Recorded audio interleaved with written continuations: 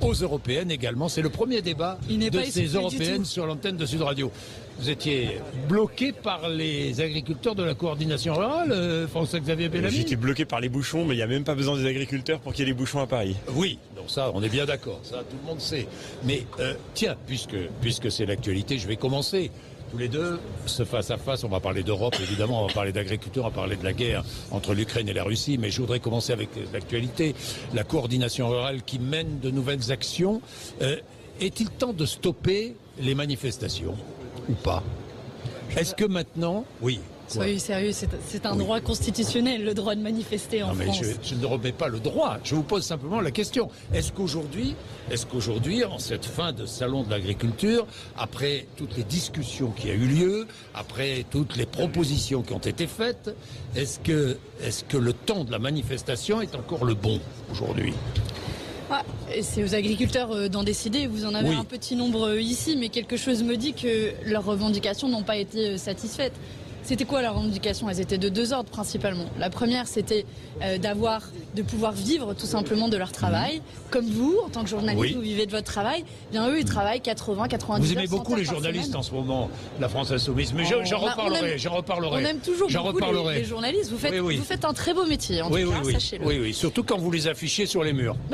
On fait une campagne d'inscription sur les listes électorales en disant que tout le monde vote, donc ce serait dommage que vous les jetez en pâture. Non, on les jette pas en pâture, Jean-Jacques Bourdin, mais on reviendra là-dessus. On reviendra là-dessus, parce que c'est assez choquant. On y reviendra, c'est révoltant même. Si vous le voulez bien. C'est révoltant, François-Xavier Bellamy. Vous mélangez c'est peut-être deux sujets. Vous mélangez plusieurs choses. Je vous propose qu'on prenne le sujet de l'agriculture d'abord. Donc les agriculteurs, ils disent quoi? Je veux vivre de mon travail. Et en l'occurrence, ils demandent des prix rémunérateurs, des prix planchers. Le gouvernement, après nous avoir dit que c'était le modèle soviétique, annonce finalement des prix planchers. Et puis le lendemain, vide cette proposition en disant ce sera des prix indicatifs, mais ce ne sera pas des prix rémunérateurs minimum pour leur travail. Et la deuxième chose que disent les agriculteurs... Ce sera un prix minimum fixé. C'est ce que vient de nous dire la ministre Pannier-Runacher. Si quelqu'un comprend quoi que ce soit à cette histoire de prix plancher, ils disent tout et son contraire. Je serais heureux de le rencontrer. Pardon, mais tout le monde dit tout et son contraire sur les prix planchers. Donc, le Rassemblement National... on a été cohérents. On a proposé une proposition de loi qui a été... Non, nous aussi, et nous on est cohérents pour dire que c'est pas le sauve-cause qui sauvera l'agriculture française, donc, ça c'est sûr. Juste pour expliquer ce que sont des prix rémunérateurs garantis ou des prix planchers, en l'occurrence, ça s'est fait dans la politique agricole commune jusqu'en 1992. Ça s'est fait dans la filière du lait jusqu'à il y a pas longtemps. Ça se fait aux États-Unis, ça se fait au Canada. Vous passerez que c'est pas forcément le modèle le plus soviétique. Vous prenez les États-Unis comme modèle. Vous le voyez, je peux être plus surprenante que vous ne le pensez. Et l'objectif, c'est que ce soit les producteurs, les agriculteurs qui définissent eux-mêmes, parce qu'ils sont les seuls à connaître leur coût de production, pour être rémunérés au minimum au coût de leur production et pour pouvoir se verser un salaire. Et je crois que c'est le minimum qu'on puisse demander. Et le deuxième sujet qui n'est absolument pas réglé, qui fixe le prix plancher? Ce sont les agriculteurs avec les industriels supervisés par l'État, parce qu'il faut un cadre qui soit défini par l'État. Ça s'est fait dans le passé, ça s'est très bien fait. Ça a permis aux agriculteurs de vivre. Et le deuxième problème qui n'est pas réglé, c'est la question de la concurrence déloyale. Et quand on voit que pas plus tard que cette semaine, au Parlement européen, hier, ont été votés 2 nouveaux accords de libre-échange avec le Chili et avec le Kenya. Pardon, mais tous ceux qui viennent donner des leçons, taper le cul des vaches ici au Salon de l'Agriculture, et puis quelques jours plus tard soumettre nos agriculteurs à une concurrence déloyale, c'est insupportable. On va continuer à importer des produits, du lait, de la viande bovine, des raisins du monde entier. Alors, puisque vous parlez du Chili, ça vous intéresse l'accord de libre-échange avec le Chili? Moi, vous êtes favorable? J'ai voté contre l'accord de libre-échange avec le Chili, comme ma délégation. Mais pas votre groupe. Mais le groupe PPE. Mais en fait, en réalité, si on veut ouvrir les yeux sur la réalité des débats européens, c'est la quasi-totalité des Européens qui soutiennent les accords de libre-échange. De la plupart des groupes politiques. Je suis présidente d'un seul groupe. On est le seul groupe. Vous reconnaissez une cohérence. Bien, mais le seul groupe à ne pas donner une voix à ces accords. Mais vous êtes cohérente là-dessus, c'est évident. Mais le fait est que les socialistes européens votent majoritairement pour les accords de libre-échange. Le groupe de M. Bardella vote majoritairement pour les accords de libre-échange. En fait, ce sont d'abord des députés français qui s'opposent à ces accords. Pourquoi? Parce que nous avons accablé nos agriculteurs et d'une manière générale ceux qui produisent dans notre pays de tellement de contraintes, de charges. On a les charges les plus élevées au monde en France. De tellement de poids administratif, réglementaire et fiscal qu'à la fin, effectivement, on demande à ceux qui produisent chez nous de courir dans la compétition mondiale et même européenne avec des boulets énormes aux pieds, et c'est là effectivement la concurrence déloyale qui finit par les asphyxier. Mais cette concurrence déloyale, on s'en sortira pas en se fermant du reste du monde. C'est ça mon point de désaccord avec vous. Le fait est d'ailleurs que c'est pas les accords de libre-échange qui ont tué l'agriculture française. C'est d'une manière générale la compétition européenne d'abord, pour commencer. C'est d'abord avec les autres pays européens que nous avons aujourd'hui le déficit commercial le plus marquant en matière agricole en particulier. Et deuxièmement, c'est d'abord en libérant notre agriculture de ce poids des normes, des contraintes, des charges qu'on va réussir à redonner aux agriculteurs les moyens de vivre de leur travail. Parce que je suis d'accord avec vous, c'est ce qu'ils veulent. Ils veulent vivre de leur travail. Ils veulent pas vivre de subventions, ils veulent pas vivre d'argent public, ils veulent pas vivre de prix planchers, parce que les prix planchers deviennent très vite des prix plafonds, et que le fait est que quand vous fixez un prix minimum, en réalité, vous vivez toujours dans cet horizon qui fait que vous ne vous sortez pas de la quête permanente d'une protection. Or, ce que les agriculteurs veulent en France, ça n'est pas être protégés d'abord. Les agriculteurs, ils font aujourd'hui dans notre pays l'alimentation qui est reconnue dans le monde entier pour sa qualité et pour son excellence. La vraie question, c'est comment faire en sorte de les libérer de ce fardeau des contraintes qui leur sont imposées par les réglementations publiques. Et de ce point de vue-là, vous avez une énorme responsabilité, vous la gauche en général et vous, LFI en particulier, parce que vous n'avez jamais cessé. Mais ça ne vous a pas échappé que cette semaine au Parlement européen, on a voté un autre texte. Oui, on va y venir, il est intéressant. Un texte qui s'appelle Restauration de la nature. Par qui a-t-il été voté ce texte? Moi, j'assume complètement de l'avoir voté. Magnifique. Vous êtes au pouvoir parce que c'est vous qui l'avez fait passer, ce texte. Avec vos alliés macronistes, avec vos alliés écologistes, avec vos alliés socialistes. C'est vous qui avez fait cette majorité. Et quel était le but de ce texte? C'était d'organiser la décroissance de l'agriculture européenne. C'était d'ajouter encore plus de contraintes et de normes. Et elles y sont dans ce texte, les normes que vous avez votées. Encore plus d'indicateurs, d'obligations de reporting, encore plus de formulaires, de documentation, de statistiques à fournir, de chiffres à collecter, encore plus de problèmes pour produire. Dans le texte de départ, heureusement, nous avons réussi à sortir ça de ce texte, c'était le pire. Dans ce texte, au départ, il y avait l'idée qu'il fallait geler 10% de la surface agricole utile en Europe. Geler, rendre des terres agricoles non productives, organiser la décroissance. C'est fini, c'est fini grâce à nous. C'est fini grâce à nous, grâce au travail d'Anne Sander, grâce au travail des Républicains. C'est ça qui tue l'agriculture française. C'est un débat intéressant, parce que je vous entends beaucoup dire que on prône la décroissance du monde agricole. D'abord, la décroissance du monde agricole, elle n'est pas nouvelle. C'est 10 000 fermes qui disparaissent chaque année. C'est 740 000 vaches qui ont disparu entre 2016 et 2022. Et ça vous a pas échappé que ce n'est pas nous qui étions au pouvoir à ce moment-là. Et en l'occurrence, c'est la gauche qui est au pouvoir dans ce pays depuis 2012, sans discontinuer. Moi, ma famille politique n'a pas été au pouvoir. On peut avoir beaucoup de reproches sur la famille politique de François Hollande. Mais la vôtre, non, mais la gauche, oui. Mais le fait est que aujourd'hui, la décroissance agricole, elle a été organisée par quoi? Par une politique agricole qui prend à la gorge aujourd'hui les agriculteurs. Et de ce point de vue-là, la politique agricole commune, vous l'avez votée aux côtés de l'extrême droite de Jordan Bardella et des macronistes, et vous l'avez votée, et d'ailleurs, elle prévoit... Avec les socialistes. Vous parliez...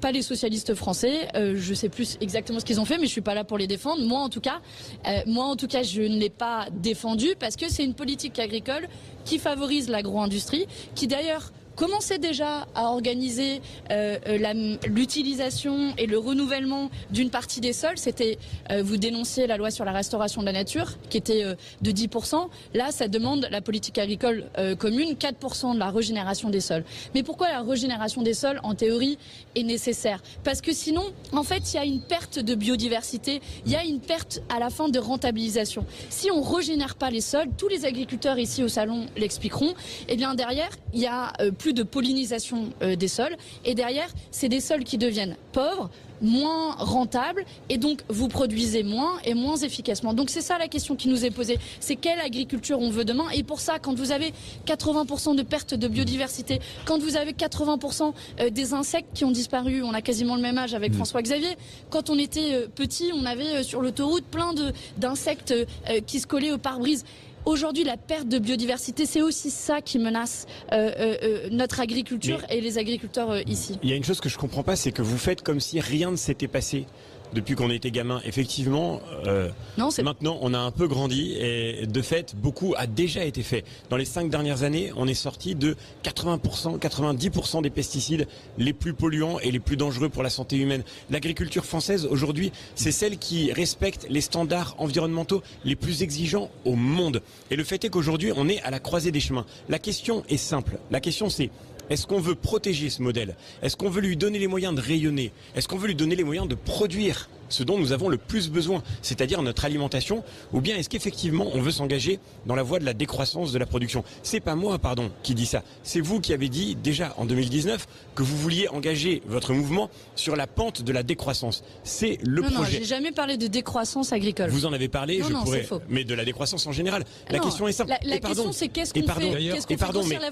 vous confondez tout. Si je peux me permettre, on peut avoir un débat d'idées, mais ne le faisons pas sur une fausse idée. Parlons de décroissance agricole précisément. Alors spécifiquement, la stratégie Farm to Fork que vous avez votée, que nous n'avons pas soutenue, la stratégie Farm to Fork, elle avait comme impact, c'était la Commission européenne elle-même, dont les experts le disaient, elle devait avoir comme impact, cette stratégie européenne, de faire baisser de 10 à 15% la production agricole en Europe, de faire baisser les revenus des agriculteurs, de faire augmenter le prix pour les consommateurs, de faire baisser les exportations, d'augmenter les importations et de plonger. C'est la vérité factuelle. Vous pouvez retourner. Vous dites des choses qui sont fausses. Toutes les études d'impact. Non, mais pardon, ne dites pas seulement que c'est faux. Produire plus ou pas?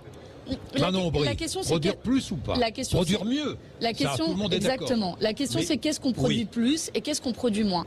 Moi, je souhaite. Vous n'êtes pas contre une augmentation de la production. Quand on a eu une baisse de la production agricole ces dernières années, je pense qu'il faut enrayer cette chute. Et comment on enraye cette chute? À la fois en faisant en sorte que ce qu'on consomme ici en France ne soit pas importé. Il y a la moitié des fruits et légumes qu'on consomme dans notre pays qui est importé. Et ça, c'est pas normal. Pourquoi on va aller chercher du lait en Nouvelle-Zélande? Alors on n'importe plus, par exemple, de tomates du Maroc. De tomates cerises du Maroc qu'on trouve à 1 euro la barquette dans un supermarché. Comment faites-vous? Comment fait celui ou celle qui n'a pas les moyens de finir ses fins de mois et qui achète des tomates à 1 euro parce que les tomates françaises sont à 5 ou 6 euros la barquette? Comment fait-il? Deux choses. D'abord, si vous voulez protéger la production locale, oui, il faut mettre un terme aux accords de libre-échange. Et pardon, monsieur Bellamy, j'y reviens. Mais on exporte, combien exporte-t-on? Mais on importe 84 milliards d'euros d'exportation. Mais on importe aussi énormément. La fin du libre-échange, c'est pas la fin des échanges. Vous savez qu'on exporte pourquoi, monsieur Bourdin, on fait venir du lait de la Nouvelle-Zélande, on fait venir des haricots verts du Kenya, on fait venir de la viande ovine du Brésil, du Chili? On n'en produit pas en France aujourd'hui? Vous allez voir tous les agriculteurs ici. Par définition. Aujourd'hui, en Nouvelle-Zélande, on vend des fromages, on vend des vins, on vend on va d'autres aussi importer du fromage. L'enjeu, c'est pas la fin des échanges. L'enjeu, c'est la fin du libre-échange. Et la deuxième chose, vous posiez la question... La fin du libre-échange, c'est-à-dire? C'est la fin de l'abaissement des barrières douanières systématiques sur tous les produits qui sont importés des 4 coins du monde et qui ne respectent pas les mêmes normes sociales et environnementales que nous. Vous allez répondre. François-Xavier Bellamy. Vous allez répondre, on est obligé de faire une page de pub. Encore une fois, vous allez pouvoir répondre. Vous allez avoir la parole, ne vous inquiétez pas. Je gère. Je m'inquiète. Ne vous inquiétez pas. Non. 9h32. Il est 9h35. Débat autour de l'agriculture, mais autour des européennes, évidemment, avec 2 candidats de tête de liste. Manon Aubry, qui est tête de liste LFI, et François-Xavier Bellamy, qui est tête de liste LR. Bien. François-Xavier Bellamy, comme promis, c'est à vous la parole. C'est difficile de répondre après. Mais allez-y. On parlait du libre-échange et on parlait de ce qui fragilise l'agriculture française aujourd'hui. Moi, j'ai aucun problème avec ça. Vous parliez du lait en poudre qui vient de Nouvelle-Zélande. J'ai évidemment voté contre l'accord Nouvelle-Zélande parce que c'est une aberration. C'est pas le cas de 90% de votre groupe, 95%. C'est pas le cas de 80% du Parlement européen. Et il faut qu'on reconnaisse qu'on est sur ce sujet complètement décalé. C'est un fait. Le fait est que cet accord, il n'est pas encore rentré en activité. C'est vrai. C'est pas l'accord avec la Nouvelle-Zélande qui fragilise l'élevage laitier aujourd'hui. C'est pas vrai.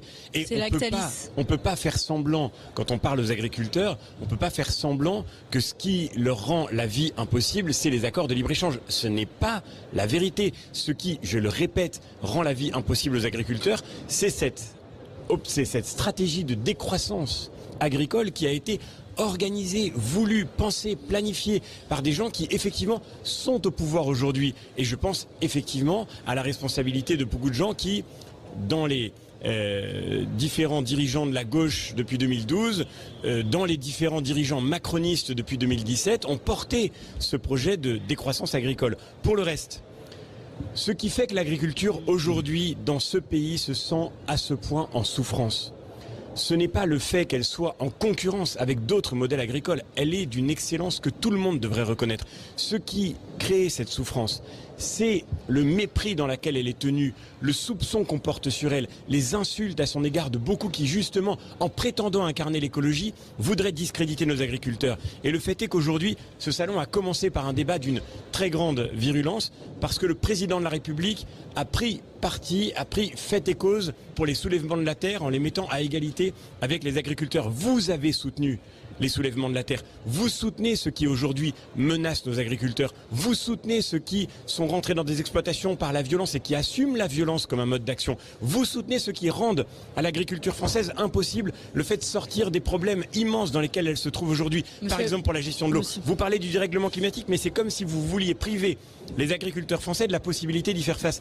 Je suis devant un agriculteur qui fait des pommes en France. La filière de la pomme, la filière des fruits, vous le disiez à l'instant, elle est profondément fragilisée. Il faut lui apporter les solutions, y compris les solutions scientifiques, les solutions techniques dont elle a besoin. Et il y a une gauche obscurantiste dans ce pays.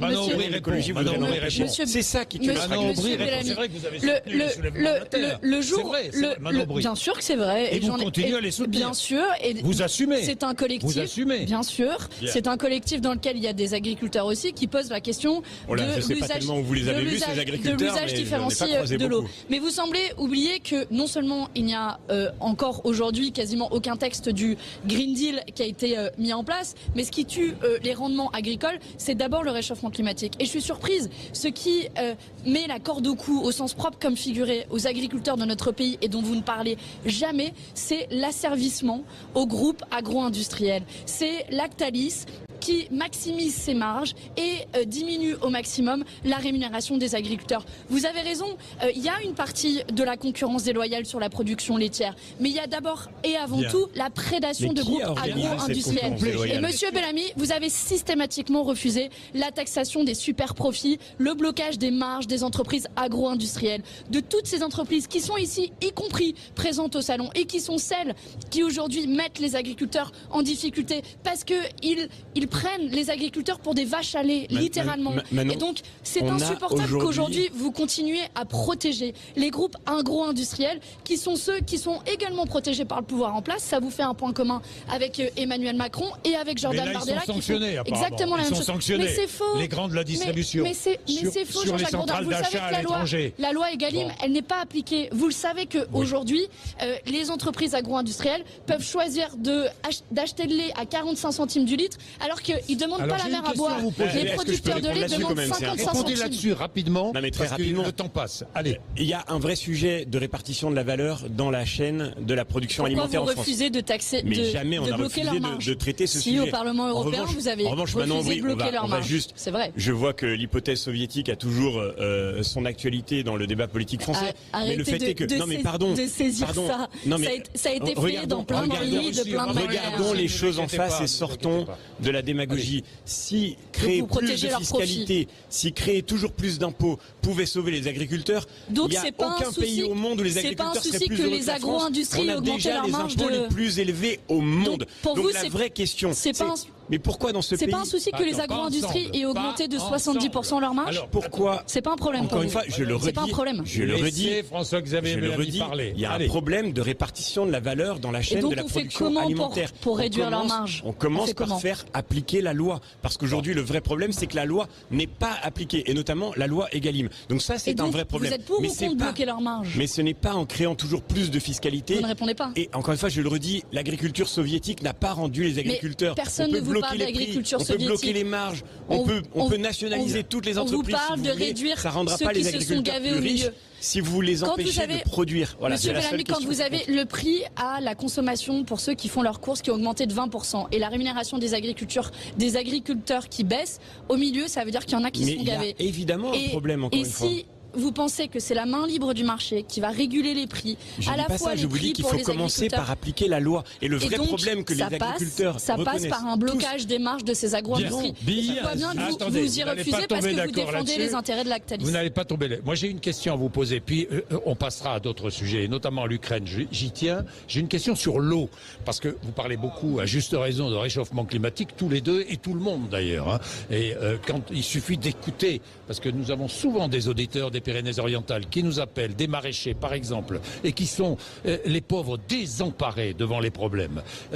D'après ce que je crois savoir, et ce que nous disait tout à l'heure Agnès Pannier-Runacher, le gouvernement prépare une loi facilitant l'installation de réserves d'eau. Vous y êtes favorable ou pas ? La question aujourd'hui qui est posée, c'est comment on a un usage commun de l'eau. Parce que vous avez des usages différenciés, des besoins des agriculteurs, des besoins aussi de vous, moi, l'eau à la consommation. Oui. Et donc, si vous faites, par exemple, des immenses retenues d'eau où l'eau va s'évaporer, c'est peut-être pas l'usage le plus efficace. Je ne parle pas d'immenses retenues d'eau. Mais est-ce que vous êtes favorable à l'installation de retenues d'eau raisonnables pour aider les agriculteurs, oui ou non? Si ça revient à pomper dans les nappes phréatiques et donc à nous fragiliser à l'avenir, j'y suis défavorable. Et donc il faut qu'on pense, qu'on réfléchisse. Il y a aussi de l'eau qui tombe du ciel. Manon, pardon, mais un bassin de pluie, il y en a eu, et il y en a toujours eu, et il y en a dans notre pays. Mais là, vous ne parlez pas d'un bassin de pluie. Je parle de réserve d'eau. Ça dépend de quoi on parle. Un bassin de pluie, évidemment que j'y suis favorable. Mais si c'est pour retenir l'eau, bloquer les nappes phréatiques, pomper plus que ce qu'on a comme ressources dans les nappes phréatiques... C'est ce que font les agriculteurs, Manon Bry ? Pas tous. Non, pas tous. Donc vous accusez les agriculteurs de pomper l'eau dans les nappes phréatiques. Je viens de vous dire qu'on a besoin... Mais tout le monde pompe de l'eau dans les nappes phréatiques. Enfin, je veux dire, il faut quand même revenir à la réalité concrète des choses. Ça se fait depuis toujours. La question qui est posée, c'est comment aujourd'hui on a un usage raisonné de l'eau qui nous permet à tous les types d'utilisation de pouvoir s'en servir et de ne pas tuer les réserves. Ça me va très bien qu'on parle un peu de raison, parce que sur ce sujet de l'eau, on a perdu la raison. Et ceux qui ont perdu la raison sont ceux qui, à Sainte-Soline, ont été détruire des installations, ont utilisé la violence pour empêcher la gestion de l'eau. Je vais vous dire une chose toute simple. On n'a pas de problème d'eau en France. On a un problème de gestion de l'eau. On a tout ce qu'il faut en termes de chute d'eau dans ce pays. Le seul problème, c'est qu'on a une idéologie au pouvoir qui refuse qu'on gère l'eau. Et que quand on arrive enfin à débloquer des solutions, quand on arrive enfin à créer des infrastructures pour permettre cette gestion de l'eau, on a une extrême gauche qui vient tout casser pour empêcher, y compris d'ailleurs. Les caricatures. Mais non, mais pardon, c'est des caricatures ou pas? Les cocktails Molotov à Sainte-Soline, c'est des caricatures. Les gendarmes qui ont été blessés, les policiers qui ont été blessés, c'est des caricatures. Les installations détruites, c'est des caricatures. Les agriculteurs attaqués, c'est ça qui s'est passé et c'est ça que vous soutenez. Et évidemment que Manon Aubry peut pas vous dire aujourd'hui qu'elle est favorable à des moyens de rétention d'eau parce que ses amis utilisent la violence pour empêcher les agriculteurs de ce pays de gérer l'eau. Or, ils savent gérer l'eau. Dans tout le reste de l'Europe, on a aujourd'hui des moyens de gestion de l'eau. Regardez ce que fait l'Espagne. L'Espagne, effectivement, a un problème d'eau beaucoup plus grand que le nôtre. Mais elle gère l'eau. Elle construit ce qui est nécessaire pour pouvoir faire en sorte de protéger la nature, de préserver la nature. Parce que la vérité de tout ça, c'est que dans les endroits de notre pays où on avait déjà construit ces bassines que vous appelez méga bassines, maintenant on vous dit rétention, vous dites gigantesque rétention, en fait toujours pour faire peur. Moi je suis pour la raison, mais revenons à la raison justement. La gestion raisonnée de l'eau, ça veut dire effectivement qu'il faut commencer par gérer, il faut faire des choses. Et c'est pas en interdisant à l'homme d'agir qu'on va réussir à préserver la nature. Ça veut dire ne pas se priver de notre capacité à l'avenir à constituer des réserves d'eau. Bien sûr. Et donc ça veut dire penser... On est heureux de vous l'entendre dire. Et donc ça veut dire penser le type d'agriculture qui est la moins gourmande en eau et qui est respectueuse de nos usages naturels de l'eau. Et donc c'est ça qu'il faut penser. Et donc pour ça, il faut réfléchir au type d'agriculture qu'on veut construire à l'avenir et à l'utilisation des fonds publics et notamment de la politique agricole vers ce type d'agriculture. Bien. Je voudrais que nous terminions sur un mot quand même sur l'affichage des journalistes. Je le ferai à la fin parce que je trouve la pratique scandaleuse. Je vous le dis, Manon Aubry, je le dis franchement, je la trouve scandaleuse. Mais vous en parlerez. Mais expliquez pour ceux qui nous écoutent, parce que personne ne sait de quoi on parle. Là, je voudrais vous parler de Vladimir Poutine, c'est autrement plus important, j'en suis d'accord. Vladimir Poutine, discours à la nation hier. Est-ce que vous avez écouté le discours? Les forces de l'OTAN se préparent à frapper notre territoire. L'Occident est dépravé, les liens familiaux et les valeurs morales y sont détruits. Vous aussi, nous aussi, nous avons des armes capables d'atteindre des cibles en Occident.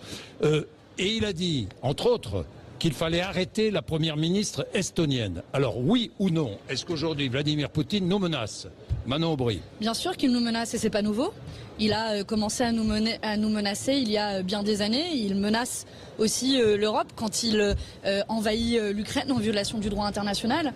Et aujourd'hui, la question qui nous est posée, c'est quels sont les moyens à notre disposition pour contraindre Vladimir Poutine, donc l'application d'un certain nombre de sanctions. Mathilde Panot est claire, elle a une solution, la guerre doit s'arrêter. Ça a fait sourire tout le monde, pardon, la guerre doit s'arrêter. Qui va arrêter la guerre? Mathilde Panot va arrêter la guerre? Jean-Jacques Bourdin, quel autre objectif? C'est quoi l'alternative? C'est une troisième guerre mondiale? Ça ne veut pas dire qu'on va se soumettre aux demandes de Vladimir Poutine, si c'est ça votre question. Mais aujourd'hui, donc les Ukrainiens baissent les armes? C'est pas ça que nous avons dit. Nous avons dit qu'il faut, à la fin d'un conflit, vous aurez toujours un accord qui sera signé entre les deux parties. Je ne connais pas d'autre fin à une guerre que celle d'une issue d'une guerre, d'un accord qui est négocié. Mais ça ne veut pas dire qu'on va les faire sur les bases de Vladimir Poutine. Bien sûr que Moi, je suis pour défendre l'intégrité. Je suis pour défendre l'intégrité du territoire ukrainien. C'est quoi l'alternative? Vous voulez envoyer nos enfants mourir, comme l'a suggéré le président de la République, sur les charniers ukrainiens? Poutine est prêt à accepter l'intégrité du gouvernement ukrainien, du territoire ukrainien? Mais c'est pour ça qu'il faut des initiatives fortes de la part de la communauté internationale. C'est pour ça qu'il faut des conférences pour demander la paix. C'est pour ça qu'il faut des sanctions plus sévères à l'égard du régime russe. Et tout ça, ça n'a pas été fait. Ça a été quoi l'initiative? Sanctions plus sévères? Oui, des sanctions plus sévères. Par exemple, sur le gel des avoirs des oligarques russes. Est-ce que ça a été fait en pratique? Est-ce qu'il faut justement utiliser cet argent pour aider l'Ukraine? Bien sûr. Les avoirs russes. Moi, je voudrais juste revenir sur ce qu'on vient d'entendre. Manon Aubry, vous dites, je ne connais pas d'autre issue à une guerre qu'une solution négociée. Heureusement, je ne veux pas comparer ce qui n'est pas comparable, mais heureusement que ceux qui ont fait la guerre, y compris dans notre pays, pour libérer la France il y a quelques années face au nazisme, ne se sont pas dit qu'il n'y avait pas d'autre issue à la guerre qu'une solution négociée. Parce qu'on n'en serait pas là aujourd'hui. La vraie question, c'est est-ce qu'on est clair aussi sur le regard qu'on porte sur la réalité des dangers qui menacent l'Europe? Vous dites, Vladimir Poutine menace l'Europe depuis de nombreuses années. Je suis heureux de vous l'entendre dire, parce qu'il y a seulement 3 ans, Jean-Luc Mélenchon disait que la Russie était un partenaire plus fiable que les États-Unis pour l'Europe. Alors il faudrait peut-être réussir à regarder aussi qui a vu en face la réalité des menaces qui pèsent sur notre continent et qui est clair aujourd'hui sur la réponse à apporter à ce défi géopolitique.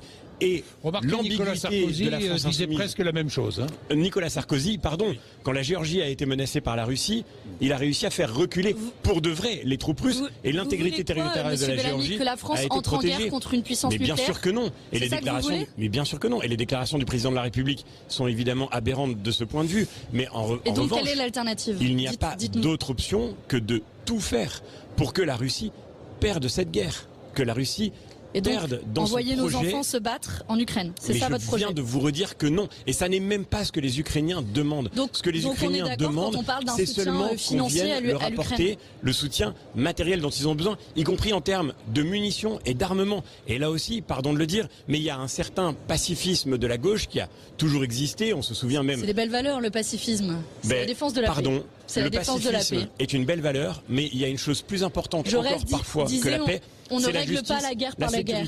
Et la liberté. Parfois, Jaurès devrait aussi inspirer le camp. Vous savez, c'est aussi au nom du pacifisme que le pacte germano-soviétique a été signé, qui a permis à Hitler d'envahir la moitié de l'Europe avant que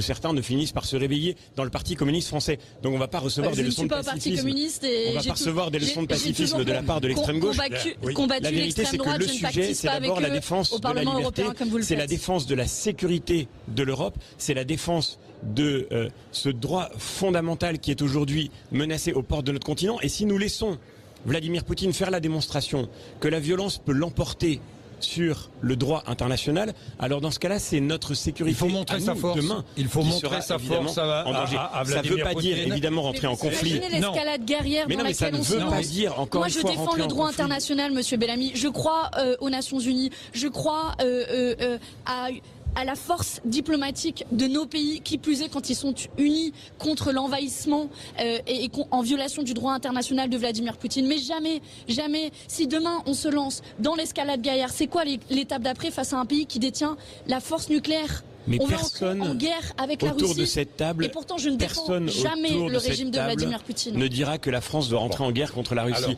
le vrai sujet. Où est la limite? Mais est-ce que, par exemple, la France insoumise est prête aujourd'hui à soutenir le développement d'une industrie de défense en France, en Europe, une industrie de défense qui a été largement combattue par ce pacifisme de gauche que vous évoquiez à l'instant et qui est pourtant la condition de la paix et la condition de la protection de nos droits. Et mon parti politique l'a voté. Quand il faut aider l'Ukraine d'un point de vue financier, d'un point de vue logistique, bien sûr que nous sommes en rendez-vous. Et pas plus tard que cette semaine, nous avons voté ces 50 milliards d'euros d'aide à l'Ukraine. Vous voterez l'accord au Parlement français, à l'Assemblée nationale, l'accord entre la France et l'Ukraine. On n'en connaît pas encore le contenu. Non, mais je peux pas vous dire sans en connaître le contenu. Excusez-moi de vouloir vous dire. Non, mais vous avez raison. Donc, je vais vous le dire. Vous pourriez le voter. Ça dépend ce qu'il y a dedans. Si, par exemple, il y a dedans le soutien à l'entrée dans l'Union européenne. Pardonnez-moi, mais je pense que c'est une erreur. On est ici au Salon de l'Agriculture. On a multiplié par 2 les importations, notamment de volailles d'Ukraine. Le prix de production et de vente en Ukraine est de 3 € le kilo de poulet. En France, il est de 7 €. Moi, je ne soutiendrai pas cette concurrence déloyale de nos agriculteurs vis-à-vis de la production ukrainienne et ce dumping social, environnemental, fiscal à nos portes. Je pense que ce serait une erreur pour l'Union européenne. Bien. Voilà une des raisons qui me ferait refuser l'accord, mais je ne sais pas ce qu'il y a dedans, donc rien de témoin et on en reparlera. Un dernier mot, oui. LFI, campagne, c'est quoi? C'est une campagne publicitaire, c'est quoi d'LFI? Alors expliquez-nous, parce que je vois des journalistes mis jetés en pâture, je le dis. C'est pas jeté en pâture. Manon Aubry. Alors, on va dire... on utilise l'image... Non, Jean-Jacques Bourdin. Pour ceux qui n'ont pas vu cette affiche, alors allez-y. On a écrit dessus Nathalie Saint-Cric, vote et vous. Pascal Praud, vote et vous. Jusqu'à preuve du contraire, on pourrait faire la même chose. Jean-Jacques Bourdin, vous allez voter. Ah non, je peux vous dire que vous ne feriez pas ça parce que immédiatement, je porte plainte et immédiatement...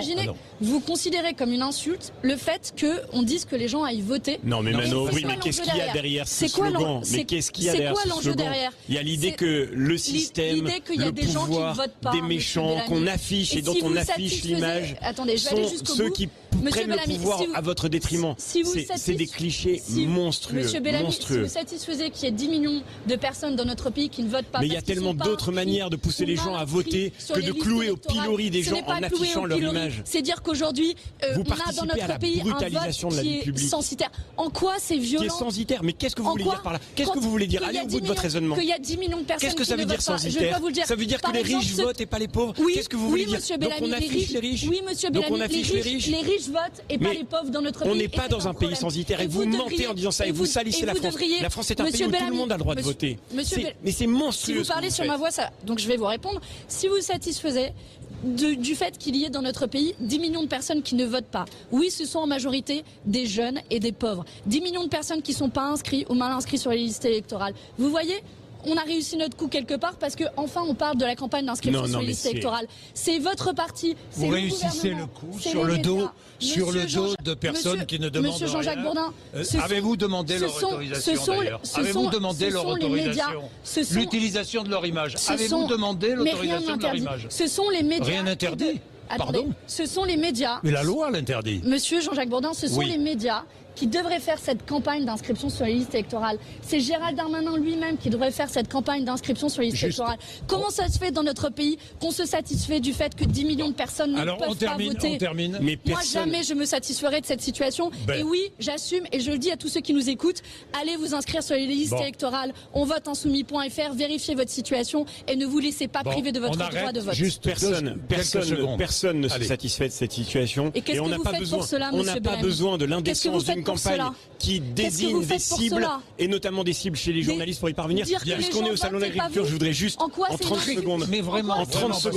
secondes, je voudrais juste dire qu'on n'a pas le droit de participer à la brutalisation de la vie publique. Et puisqu'on est au Salon de l'Agriculture, je voudrais en profiter pour dire mon soutien à Marion Maréchal qui a été hier victime d'une agression dans les allées de ce salon. On vit un moment très dangereux. La démocratie, c'est le fait de partager des désaccords en se respectant, désigner des cibles et traiter ses opposants comme des menaces à combattre. C'est évidemment vous soutenez Marion Maréchal aussi? Je pense que la violence n'a pas sa place en politique. Vous soutenez Marion Maréchal? Non, je ne la soutiens pas politiquement. Oui, mais ça, on a compris. Mais les méthodes de violence, telles qu'elles soient, ne doivivent pas exister en politique. Bien, merci à tous les deux. Merci vraiment d'être venus nous voir ici sur le stand de la coopération agricole. Tout de suite, Sud Radio.